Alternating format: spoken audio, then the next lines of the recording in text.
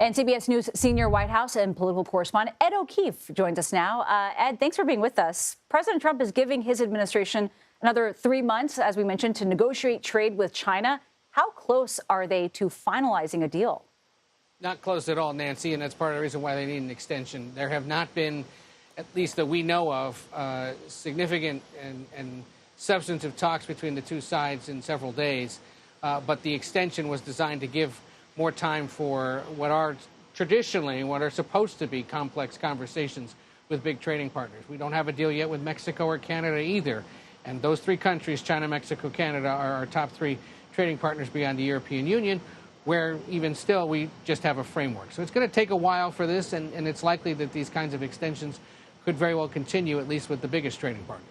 And Ed, shifting gears here to Friday's big meeting with Russian President Putin, White House Press Secretary Caroline Leavitt spoke about that earlier today. Let's take a listen first. President Trump is determined to try and end this war and stop the killing.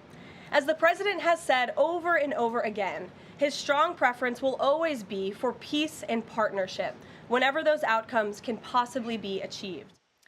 So how is the White House setting expectations for this meeting? And on a bigger scale, will there be any input from Ukrainian President Zelenskyy here?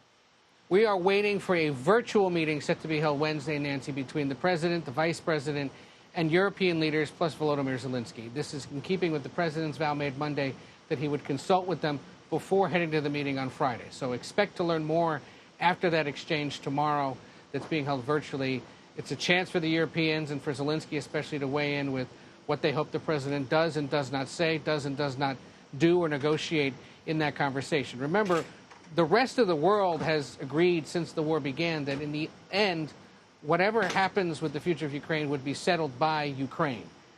It's the Trump administration, by engaging Putin more directly and regularly, that has changed that dynamic and suggested that at various times that perhaps it's just the U.S. and Russia that should sort this out. The president has been saying both sides are likely going to have to swap territory they've gained during this war. Well, that's a non-starter, certainly for the Ukrainians, likely for the Russians as well.